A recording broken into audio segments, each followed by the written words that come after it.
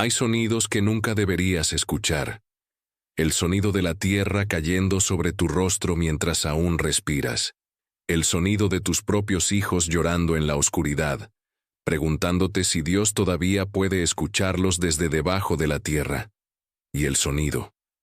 Ese sonido inexplicable que cambió todo, que desafió todas las leyes de la naturaleza y que hasta el día de hoy, cuando cierro mis ojos, me hace caer de rodillas y llorar como un niño. Mi nombre es Joseph Adekunle. Soy pastor en Nigeria. Esto me pasó a mí, a mi esposa, a mis 3 hijos y a 17 hermanos más de mi congregación. Fuimos enterrados vivos por creer en Jesús. Y lo que ocurrió después, lo que realmente ocurrió en esa fosa, es algo que la ciencia no puede explicar, que los médicos no pueden entender, y que mi propia mente todavía lucha por comprender. Pero necesito contártelo, porque lo que sucedió en el norte de Nigeria no fue solo un milagro. Fue una prueba irrefutable de que Dios no abandona a sus hijos, ni siquiera cuando la tierra misma parece tragártelos. Era 2019. Recuerdo la fecha exacta porque era el cumpleaños de mi hija menor, Blessing. Cumplía 7 años. Habíamos planeado una pequeña celebración después del culto del domingo en nuestra iglesia. Una congregación humilde de unas 100 personas en un barrio de Lagos llamado Ajegunle. No teníamos mucho, pero teníamos fe. Y esa fe, hermano, esa fe era más fuerte que cualquier edificio de concreto, más sólida que cualquier cuenta bancaria. Pero en Nigeria, especialmente en el norte del país, tener fe en Jesucristo puede costarte la vida. Llevábamos meses recibiendo amenazas, cartas anónimas metidas debajo de la puerta de la iglesia, mensajes en mi teléfono con advertencias claras: dejen de predicar o mueran. Grafiti en las paredes de nuestro templo con frases que no me atrevo a repetir. Al principio, pensé que eran solo intimidaciones, esas cosas que a veces ocurren cuando predicas en áreas donde el cristianismo no es bienvenido. Oré por protección, ungí las puertas de la iglesia con aceite, ayuné durante semanas pidiendo que Dios cubriera a mi congregación con su sangre preciosa. Mi esposa me decía todas las noches: Joseph, tal vez deberíamos mudarnos al sur. Tal vez Dios nos está diciendo que no es seguro aquí. Y yo, con toda la soberbia de un hombre que cree que su valentía es sinónimo de fe, le respondía: si Dios nos llamó aquí, Él nos protegerá aquí. No vamos a huir como cobardes. Qué equivocado estaba, no por creer en la protección de Dios, sino por subestimar la oscuridad que puede habitar en el corazón humano. El domingo amaneció nublado. Recuerdo que cuando me desperté, sentí un peso extraño en el pecho, como si algo invisible estuviera presionando contra mis pulmones. Mi esposa me preparó el desayuno mientras yo leía mi Biblia, buscando el mensaje que Dios quería que compartiera ese día. Mis dedos se detuvieron en Juan 16:33. En el mundo tendréis aflicción, pero confiad, yo he vencido al mundo. No sabía en ese momento que ese versículo sería mi ancla en las próximas horas de terror absoluto. El culto comenzó a las 9 de la mañana. Teníamos unos 80 hermanos reunidos ese día. Podía ver sus rostros. La hermana Chioma con sus gemelos recién nacidos. El hermano Emeka que acababa de ser sanado de tuberculosis por la gracia de Dios.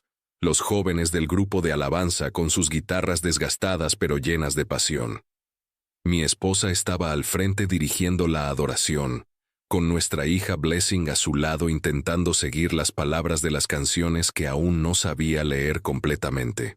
Estábamos en medio de la segunda canción, «Cuán grande es Él», cuando las puertas de la iglesia se abrieron con violencia. Entraron 17 hombres armados, no con pistolas, sino con machetes, palos, y 2 de ellos con rifles oxidados que parecían salidos de alguna guerra olvidada. El líder, un hombre alto con una cicatriz que le cruzaba toda la cara desde la frente hasta el mentón, gritó algo en Hausa que no todos entendimos de inmediato, pero el odio en su voz no necesitaba traducción. Todos ustedes van a pagar por contaminar esta tierra con su religión falsa. dijo finalmente en inglés, escupiendo las palabras como si quemaran su boca. El hermano Emeka, con esa valentía que solo el Espíritu Santo puede dar, dio un paso al frente y dijo: «Hermano, no queremos problemas, somos personas de paz, estamos adorando a nuestro Dios. Si no quieres estar aquí, puedes irte en paz». Los niños comenzaron a llorar. Y yo, parado en el púlpito con mi Biblia todavía en la mano, sentí que mi cuerpo se congelaba. «Pastor», dijo el líder caminando hacia mí lentamente, saboreando cada paso, «he oído mucho sobre ti. Dicen que haces milagros, dicen que tu Jesús es poderoso». Se rió con una risa que sonaba como vidrio quebrándose. «Vamos a ver qué tan poderoso es cuando estén todos bajo la tierra». No entendí lo que quiso decir hasta que empezaron a atarnos las manos, a todos, uno por uno. Usaron cuerdas ásperas que cortaban la piel. Separaron a los niños de sus madres. Cuando Blessing empezó a llorar llamándome, uno de los hombres le gritó que se callara o le cortaría la lengua. Mi hija, mi pequeña Blessing de 7 años, se tapó la boca con sus manitas atadas y los ojos llenos de terror absoluto. Mi esposa me miró desde el otro lado de la iglesia. No dijo nada, pero sus labios se movían en oración silenciosa.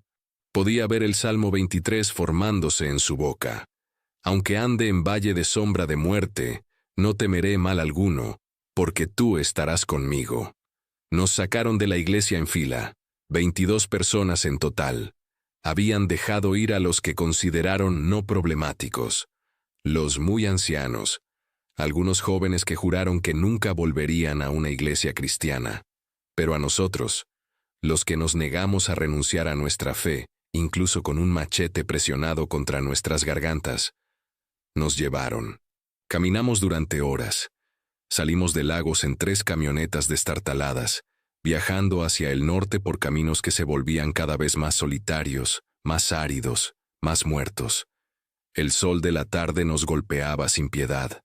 Mis hijos mayores, Rafael de 12 años y Ruth de 10, iban en otra camioneta.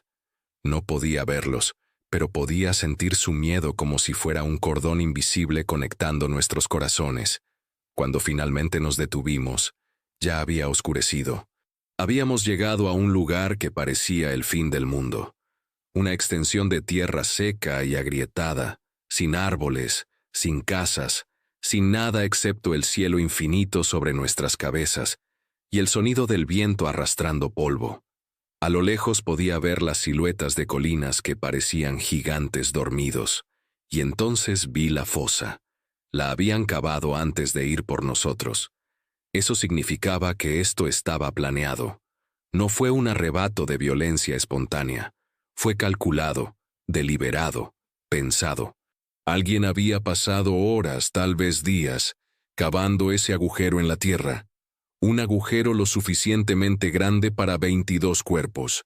Medía aproximadamente 4 metros de ancho, 6 metros de largo y casi 3 metros de profundidad. Las paredes eran de tierra compacta y rocosa. No había escaleras. No había manera de salir una vez que estuvieras dentro. Era, literalmente, una tumba abierta esperando ser llenada.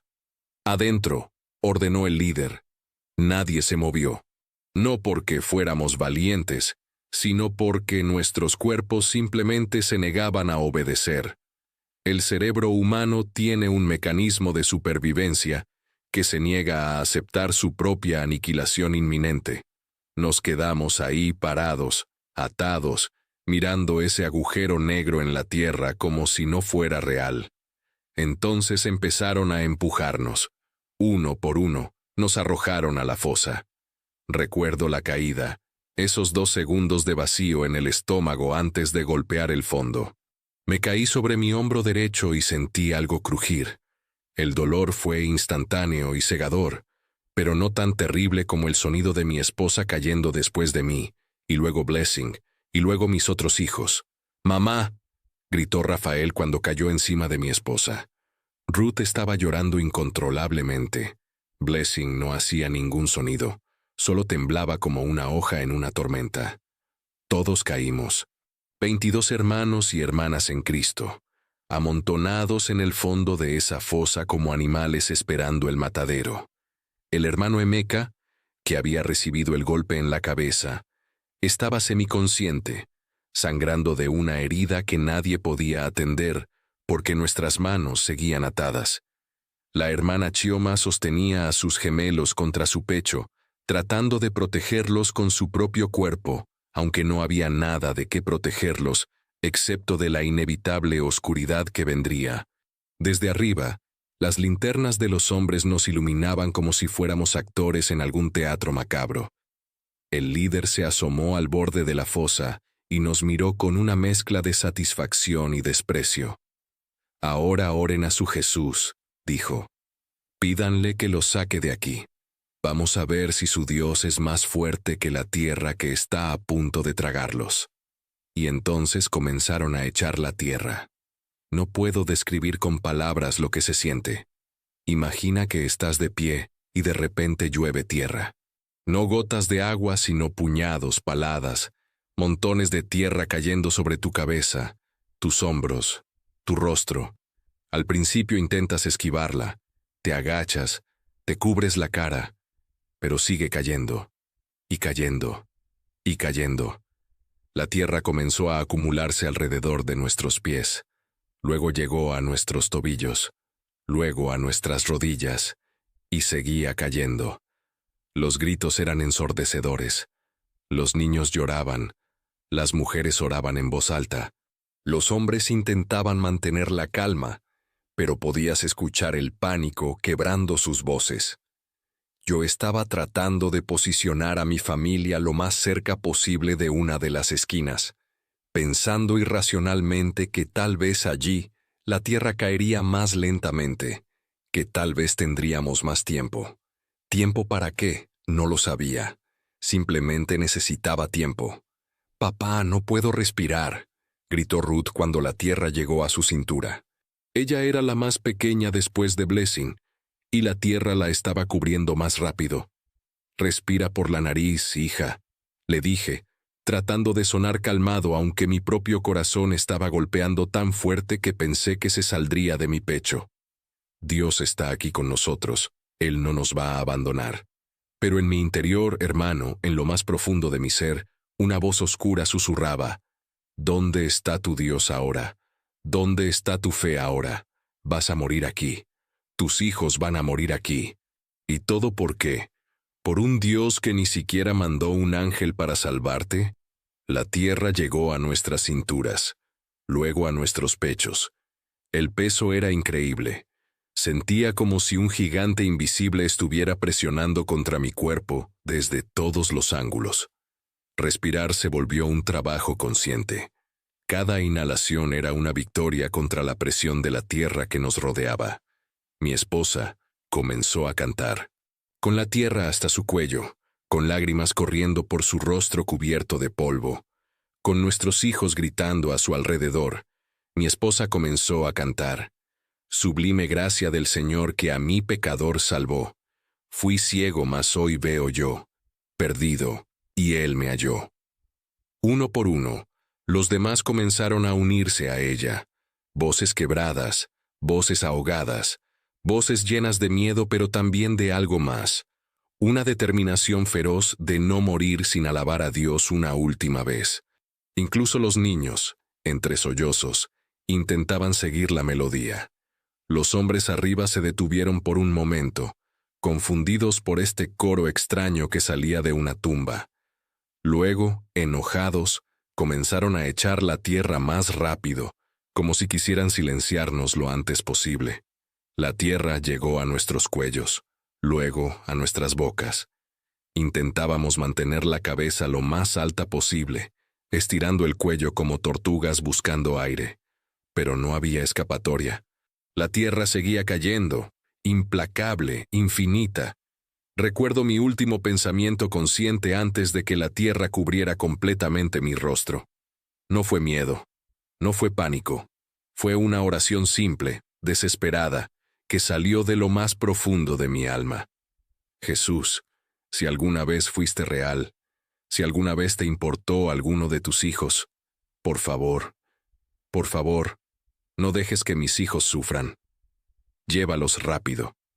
No dejes que se ahoguen lentamente en esta oscuridad. Y si hay alguna razón, algún propósito en esto que yo no puedo ver, muéstramelo. Por favor, muéstramelo. Y entonces todo se volvió negro. La oscuridad no es solo ausencia de luz. Cuando estás enterrado vivo, la oscuridad se convierte en una entidad física. Puedes sentirla presionando contra tus ojos cerrados, llenando tus oídos, entrando en tu nariz con cada intento inútil de respirar. Es una oscuridad que tiene peso, temperatura, textura. No podía moverme. La tierra me tenía completamente inmóvil. No podía abrir la boca porque se llenaría instantáneamente de tierra. Intenté respirar por la nariz, pero solo entraba polvo y pequeñas piedras que me cortaban el interior de la nariz. Mis pulmones comenzaron a arder. Ese dolor que sientes cuando aguantas la respiración bajo el agua durante demasiado tiempo, excepto multiplicado por 1000. Mi mente comenzó a hacer cosas extrañas. Los científicos dicen que cuando el cerebro se queda sin oxígeno, comienza a alucinar, a crear imágenes y pensamas que no son reales. Pero lo que vi en esa oscuridad, no sé si fue alucinación o si fue algo más. Vi a mi padre. Había muerto 15 años antes de cáncer de estómago. Lo vi parado frente a mí, tan claro como si estuviera realmente ahí, con su traje de domingo que había sido enterrado usando. Me sonrió y dijo: «Todavía no es tu tiempo, hijo. Todavía tienes trabajo por hacer». Vi a mi abuela que me había enseñado a orar cuando era niño.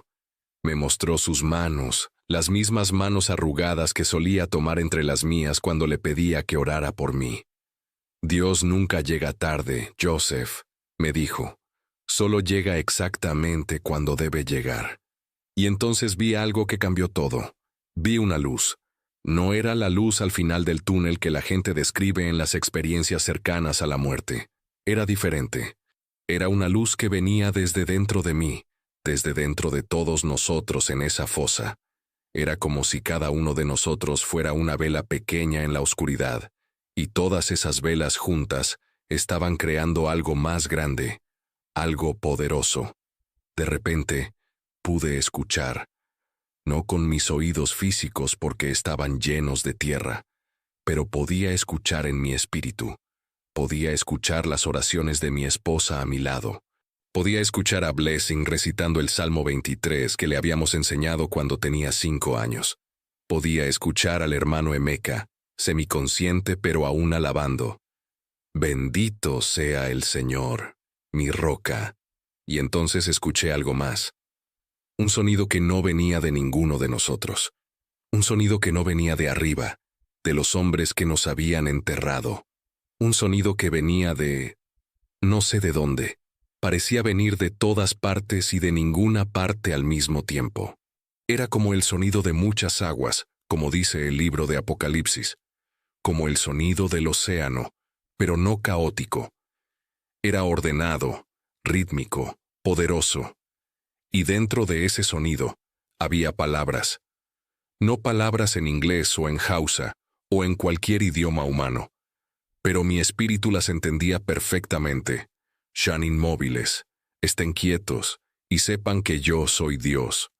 El tiempo dejó de tener significado. No sé si pasaron segundos, minutos u horas. En ese estado entre la vida y la muerte, en ese lugar donde lo físico y lo espiritual se encuentran, el tiempo es irrelevante. Solo existía ese sonido, esa presencia, esa paz inexplicable que no debería ser posible cuando estás siendo aplastado por toneladas de tierra. Y entonces sentí movimiento. Al principio pensé que era mi imaginación, pero no.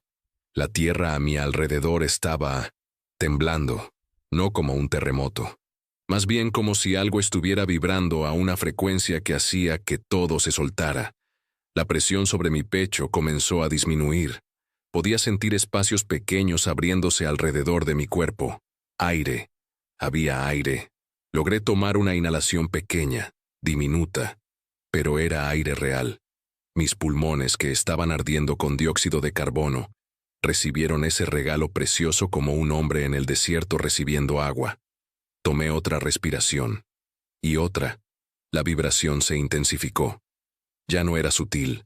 Era como si la tierra misma estuviera viva, como si estuviera rechazando los cuerpos que le habían forzado a tragar. Podía escuchar gritos ahogados a mi alrededor. Otros también estaban sintiendo esto. Otros también estaban respirando. ¡Papá! Escuché la voz de Rafael, distante pero real. No era una alucinación. Mi hijo estaba vivo. Estaba consciente. Estaba llamándome. «Estoy aquí, hijo». Intenté gritar, pero mi voz apenas salió como un susurro áspero. La tierra todavía llenaba mi boca parcialmente. Escupí, tosí. Intenté limpiar el espacio suficiente para hablar. La vibración se convirtió en sacudida, y entonces pasó algo que desafía toda lógica, toda razón, toda ley de la física que conozco. La tierra comenzó a escupirnos. No de manera gradual, no poco a poco. Fue como si una mano gigante e invisible estuviera alcanzando dentro de la fosa y sacando puñados de tierra junto con nosotros. Sentí mi cuerpo siendo levantado, empujado hacia arriba por fuerzas que no podía ver ni comprender. La presión desapareció, la oscuridad comenzó a aclararse, y entonces rompí la superficie. El aire de la noche golpeó mi rostro como una bofetada fría. Abrí los ojos. No sabía que los había cerrado. Y vi estrellas. Millones de estrellas en el cielo africano. Testigos silenciosos de lo imposible que estaba ocurriendo. Tosí violentamente, expulsando tierra de mis pulmones, de mi garganta, de cada rincón de mi sistema respiratorio. Lágrimas corrían por mis mejillas, mezclándose con el polvo y la tierra. Miré a mi alrededor, desorientado, tratando de entender qué había pasado. Uno por uno, los demás estaban emergiendo. Mi esposa salió a unos metros de mí, con Blessing todavía agarrada a su pecho. Rafael y Ruth salieron juntos, sosteniendo sus manos aunque todavía estaban atadas. El hermano Emeka, la hermana Chioma con sus gemelos, todos y cada uno de los 22 que habíamos sido enterrados, estábamos ahora en la superficie, cubiertos de tierra de pies a cabeza, pero vivos, respirando, conscientes. La fosa detrás de nosotros estaba vacía. Bueno, no completamente vacía. Todavía tenía tierra, pero estaba a solo medio metro de profundidad, como si 3/4 de la tierra que nos había cubierto simplemente hubiera desaparecido, o se hubiera redistribuido de alguna manera que no tenía sentido. Y entonces vi a los hombres que nos habían enterrado. Estaban a unos 20 metros de distancia, congelados en shock absoluto. Sus linternas colgaban flojas en sus manos. Uno de ellos había dejado caer su machete. Otro estaba de rodillas, con las manos sobre su cabeza, como si estuviera protegiéndose de un ataque invisible. El líder, el hombre con la cicatriz, nos miraba con ojos tan anchos que parecía que se iban a salir de su cabeza. Su boca estaba abierta, pero no salía ningún sonido. Levantó su mano temblorosa, apuntando hacia nosotros, y finalmente logró hablar. Fantasmas. Son fantasmas. Los muertos están caminando. Pero no éramos fantasmas. Éramos carne y hueso. Éramos personas reales que habían experimentado algo que no debería ser posible. Y en ese momento, parados en la noche fría del desierto nigeriano, cubiertos de tierra pero respirando aire fresco, comprendí algo profundamente. No habíamos escapado por nuestra propia fuerza. No habíamos cavado nuestra salida. No habíamos recibido ayuda de otros humanos. Algo sobrenatural, algo divino, algo que solo podía ser explicado como la intervención directa del Dios Todopoderoso había ocurrido. Era exactamente como el versículo que había leído esa mañana. En el mundo tendréis aflicción, pero confiad, yo he vencido al mundo. Jesús había vencido incluso a la tumba misma. Los hombres que nos habían enterrado no esperaron para ver qué pasaría después. Corrieron. Los 17, incluyendo a su líder, corrieron hacia sus camionetas y se fueron en una nube de polvo y pánico. Podíamos escuchar sus gritos de terror incluso después de que desaparecieron en la oscuridad. Nos quedamos ahí parados, los 22, en silencio absoluto por quizás un minuto completo. Nadie sabía qué decir. No había palabras en ningún idioma humano que pudieran capturar lo que acabábamos de experimentar. Y entonces mi esposa comenzó a llorar. No de tristeza, sino de algo más profundo. Eran lágrimas de alivio, de gratitud, de asombro absoluto ante la misericordia de Dios. Se arrodilló en la tierra, con Blessing todavía en sus brazos, y comenzó a alabar. Gracias, Jesús. Gracias, Padre. Gracias, Espíritu Santo. Gracias, gracias, gracias. Uno por uno todos nos unimos a ella.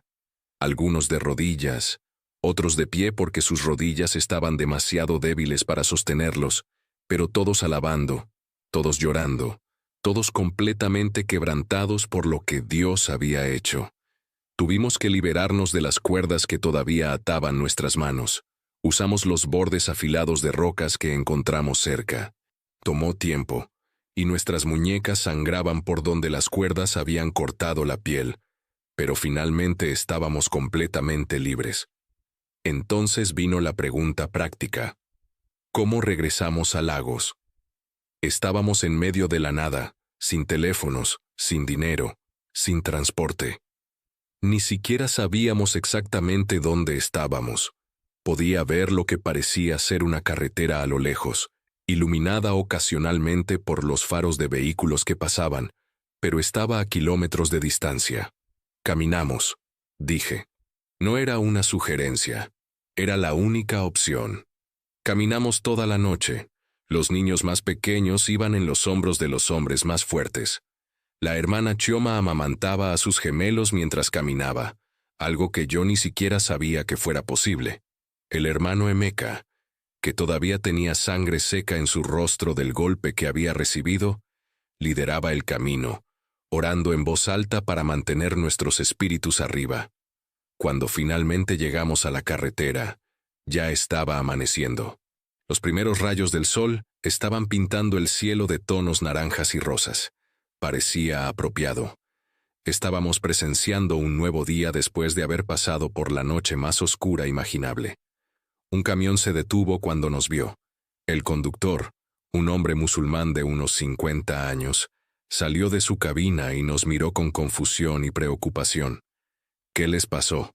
¿Fueron atacados? Le contamos. No toda la historia, no había tiempo, pero le dijimos que habíamos sido secuestrados, enterrados, y que Dios nos había salvado milagrosamente. Esperaba que se riera, que pensara que estábamos locos o delirando. En cambio, sus ojos se llenaron de lágrimas. «He oído de estas cosas», dijo en voz baja. «He oído que el Dios de los cristianos hace milagros, pero nunca pensé que vería las evidencias con mis propios ojos». Nos miró a todos, uno por uno, como si estuviera memorizando nuestros rostros. «Suban, los llevaré a Lagos. Es lo menos que puedo hacer después de que su Dios les mostró tanta misericordia». Nos apretujamos en la parte trasera de su camión. No era cómodo, pero después de estar enterrados bajo toneladas de tierra, cualquier cosa se sentía como un palacio. Durante el viaje de regreso, mi esposa me tomó la mano. Todavía estaba cubierta de tierra, al igual que la mía. No habíamos tenido oportunidad de limpiarnos. «Joseph», me dijo, «¿entiendes lo que pasó?» «No completamente», admití. ¿Cómo se puede entender un milagro? Es como tratar de explicar el color a alguien que nació ciego. «Dios nos eligió», dijo con una certeza que no admitía duda. «De todas las personas en el mundo, nos eligió para mostrar su poder, para mostrar que ni siquiera la muerte puede separarnos de su amor. Pero eso significa algo, Joseph. Significa que tenemos una responsabilidad ahora». Tenía razón. Sabía que tenía razón. No podíamos simplemente volver a nuestras vidas normales después de esto. Cuando Dios te muestra un milagro tan poderoso, tan innegable, No es solo para tu propio beneficio. Es para que lo compartas. Es para que seas testimonio de su gloria. Cuando llegamos a Lagos, las noticias de nuestra desaparición ya se habían esparcido. Habían pasado casi 24 horas desde el secuestro. La policía había sido notificada. Familias estaban buscando. Algunos ya habían comenzado a preparar funerales, asumiendo lo peor. Cuando el camión se detuvo frente a lo que quedaba de nuestra iglesia, los hombres la habían vandalizado antes de llevarnos. Había una multitud reunida. Familiares, amigos, otros pastores de iglesias vecinas, periodistas locales, todos esperando noticias, cualquier noticia. Y entonces nos vieron, descendiendo del camión como resucitados de entre los muertos, literalmente. El caos que siguió fue indescriptible. Gritos de alegría, llantos incontrolables, personas cayendo de rodillas en alabanza espontánea. La madre de mi esposa la abrazó tan fuerte que pensé que le iba a romper las costillas. Los hermanos de la congregación que habían sido liberados ese domingo nos rodearon, tocándonos como si no pudieran creer que éramos reales. Están vivos, Dios mío, están vivos. Los periodistas nos bombardearon con preguntas. ¿Cómo escapamos? ¿Quiénes fueron los atacantes? ¿Dónde estuvimos? Intenté explicar, pero mis palabras salían entrecortadas, confusas. ¿Cómo explicas lo inexplicable? ¿Cómo describes un milagro a personas que no estuvieron ahí? La policía vino y nos hizo declaraciones formales. Médicos nos examinaron, asombrados de que no tuviéramos lesiones graves más allá de deshidratación, algunas magulladuras y mis costillas fracturadas por la caída inicial. Es médicamente imposible, seguía diciendo uno de los doctores. El tiempo que estuvieron sin oxígeno adecuado debería haber causado daño cerebral severo, si no la muerte. No tiene sentido. Pero tenía todo el sentido del mundo para los que estuvimos allí. Dios no necesita que las cosas tengan sentido médico o científico. Él opera fuera de las leyes que creó cuando así lo decide. Durante las semanas siguientes, nuestra historia se extendió más allá de Lagos, más allá de Nigeria. Algunos eran escépticos, buscando explicaciones naturales. Tal vez la tierra no era tan profunda. Tal vez había bolsas de aire. Tal vez los atacantes los sacaron y ustedes solo pensaron que fue un milagro debido al trauma. Pero ninguna de esas explicaciones podía explicar lo que todos los 22 experimentamos. No podía explicar el sonido. No podía explicar la vibración que sentimos. No podía explicar cómo la tierra misma pareció rechazarnos, como si el Señor le hubiera ordenado: «Devuélveme a mis hijos». Hubo otra consecuencia que nadie esperaba. El conductor del camión que nos había recogido, ese hombre musulmán de ojos amables, vino a visitarme 2 semanas después. Entró a mi casa temporal. Estábamos viviendo con familiares mientras reconstruíamos, y se sentó frente a mí con lágrimas corriendo por su rostro. «Pastor Joseph», dijo, «no he podido dormir desde que los llevé de vuelta. Sigo viendo sus rostros, cubiertos de tierra pero llenos de paz. Sigo pensando en su Dios que no los abandonó ni siquiera bajo la tierra. He sido musulmán toda mi vida. Pero un Dios que hace eso, un Dios que ama así, necesito conocerlo». Ese día, guié a Yusuf, así se llamaba, a los pies de Cristo. Lloró como un niño cuando oramos juntos, cuando confesó a Jesús como su Señor y Salvador. Y no fue el único.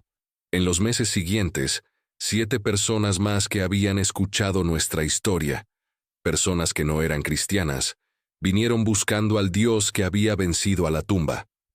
Pasaron meses antes de que pudiera procesar completamente lo que había ocurrido. El trauma no desaparece instantáneamente, solo porque experimentaste un milagro. Blessing tenía que dormir con la luz encendida. Rafael despertaba en pánico si las sábanas lo cubrían demasiado, sintiendo que lo estaban enterrando nuevamente. Ruth desarrolló claustrofobia y no podía estar en espacios cerrados sin hiperventilarse. Mi esposa y yo pasamos incontables noches hablando, orando, tratando de entender por qué Dios había permitido que pasáramos por eso, solo para rescatarnos milagrosamente. ¿Por qué no simplemente evitar el secuestro desde el principio? ¿Por qué permitir que fuéramos llevados a esa fosa?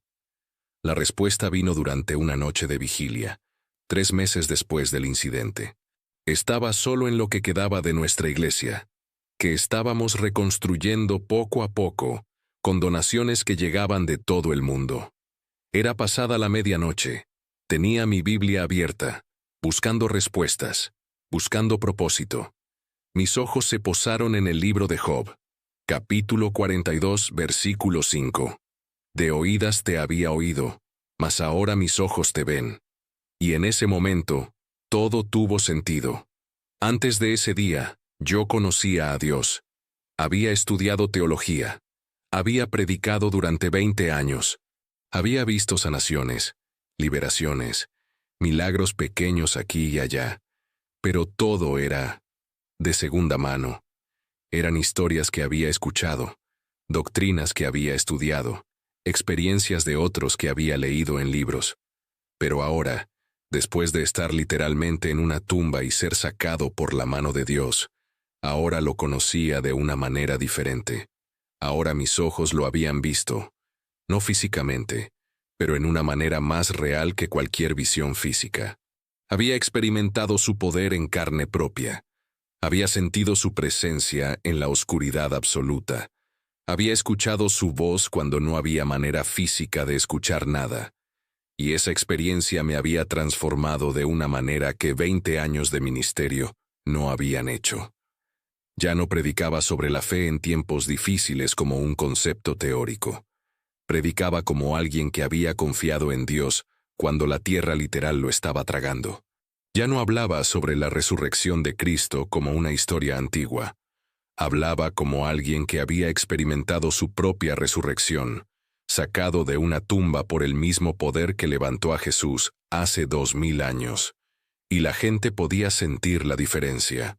Nuestra iglesia, que antes tenía 100 miembros, ahora tenía más de 500.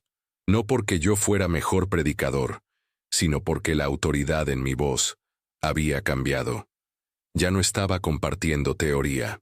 Estaba compartiendo testimonio vivo, palpitante, innegable. Pero más que el crecimiento numérico, lo que más me impactaba era la transformación en las personas.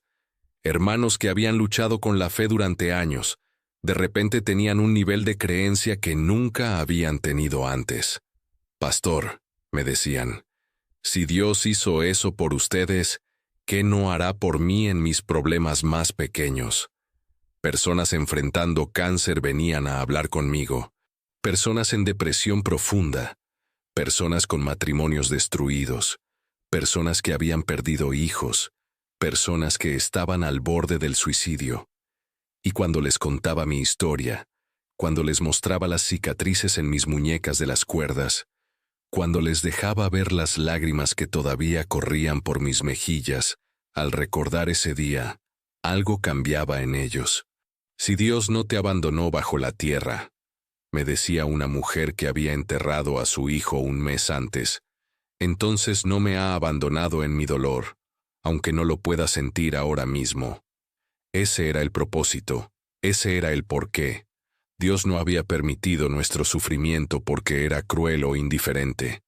Lo había permitido porque a través de nuestro sufrimiento y nuestra liberación milagrosa, cientos, tal vez miles de personas encontrarían esperanza en sus propias tumbas. Porque todos tenemos tumbas, ¿verdad? Tal vez no son literales. Tal vez es la tumba de una adicción que te tiene atrapado. La tumba de un matrimonio muerto.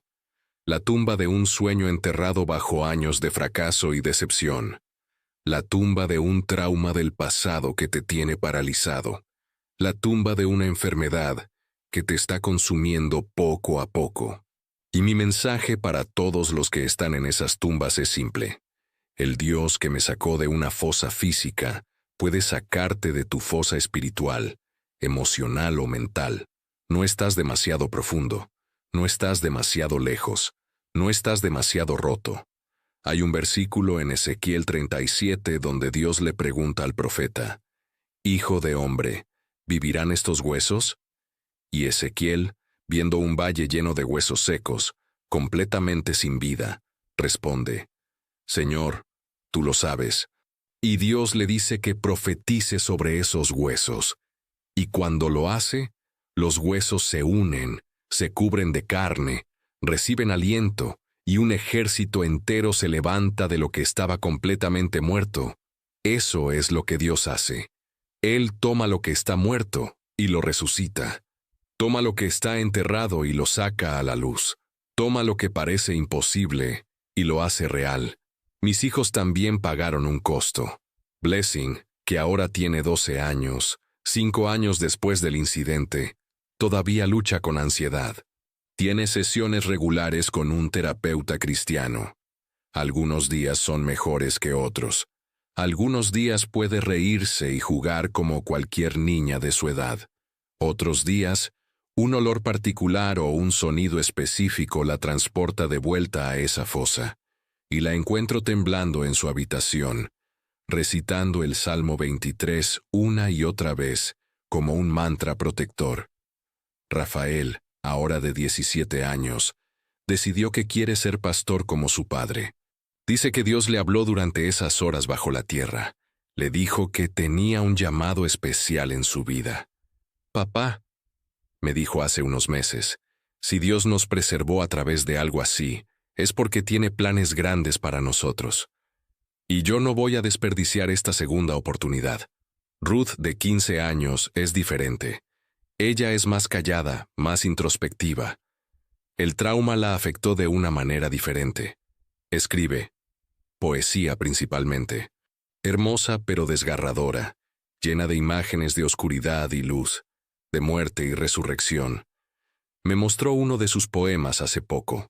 Decía, «Conocí a Dios en la oscuridad, donde no había luz para verlo. Lo escuché en el silencio, donde no había sonido para oírlo. Lo sentí en la muerte, donde no había vida para percibirlo. Y ahora que estoy en la luz, en el ruido, en la vida, a veces extraño la claridad que solo la oscuridad puede dar». Lloré cuando leí eso, porque entendí exactamente lo que quería decir. Hay una intimidad con Dios que solo viene cuando todo lo demás ha sido despojado, cuando no puedes depender de tus sentidos físicos, cuando no puedes confiar en tu propia fuerza, cuando literalmente no tienes nada excepto tu fe desnuda en un Dios invisible. En ese momento, lo conoces de una manera que nunca podrías conocerlo en la comodidad y la seguridad. Grace, mi esposa, mi roca, mi compañera en todo esto, ella cambió también. Se volvió más audaz en su fe. Antes del incidente era callada, prefería trabajar detrás de escena, apoyándome en mi ministerio. Pero después, algo se despertó en ella.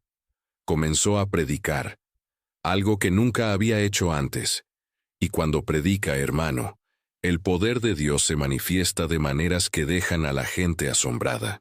Estuve en una tumba, dice desde el púlpito con una autoridad que hace temblar las paredes, y les puedo decir con total certeza, no hay tumba lo suficientemente profunda que Dios no pueda alcanzarte. No hay oscuridad lo suficientemente oscura que su luz no pueda penetrar. No hay muerte lo suficientemente definitiva que su vida no pueda vencer. Y la gente cree, no solo porque suena bonito, sino porque ella lo vivió. Nosotros lo vivimos.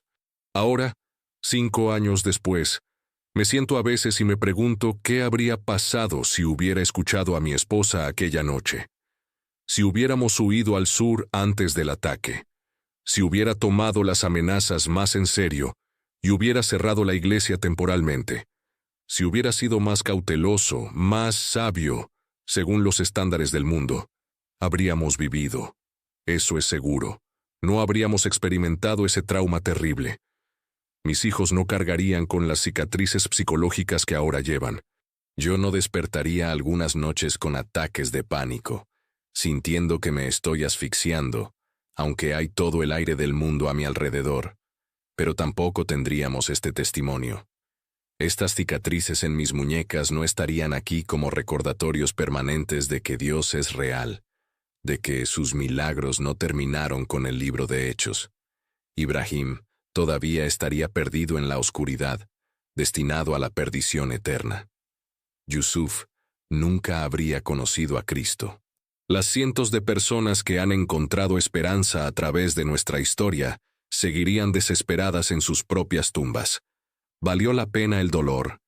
Esa es una pregunta difícil. El dolor fue real. El trauma fue real. Las pesadillas son reales. Pero el fruto también es real.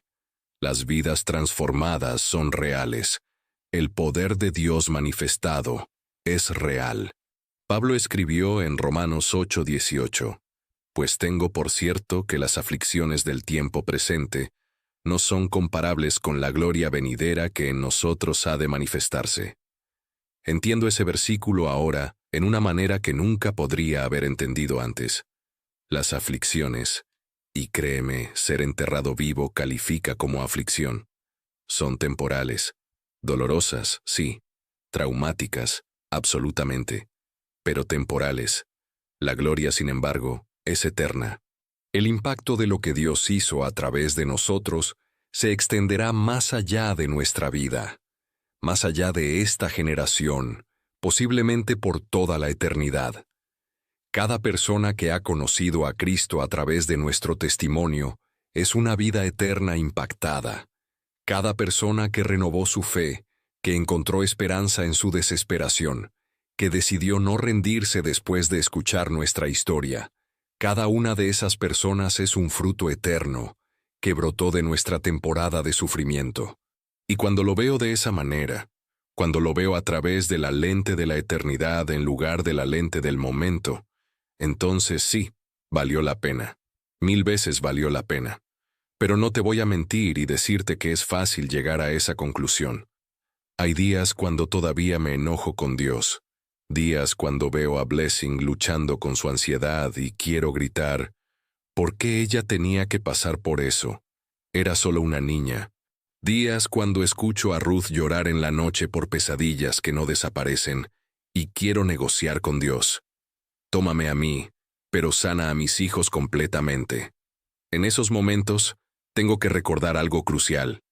Dios no prometió que el cristianismo sería fácil. Jesús mismo dijo, «En el mundo tendréis aflicción». No dijo, «tal vez», ni «posiblemente». Dijo, «tendréis». Es una certeza. Si sigues a Cristo, habrá sufrimiento. Pero, y este es el pero más importante en toda la Biblia, confiad, yo he vencido al mundo. Él ha vencido. Tiempo pasado. Ya está hecho. La victoria ya fue ganada en la cruz y confirmada en la tumba vacía. Y esa victoria se aplica a todas las pequeñas tumbas en las que nos encontramos durante nuestra vida.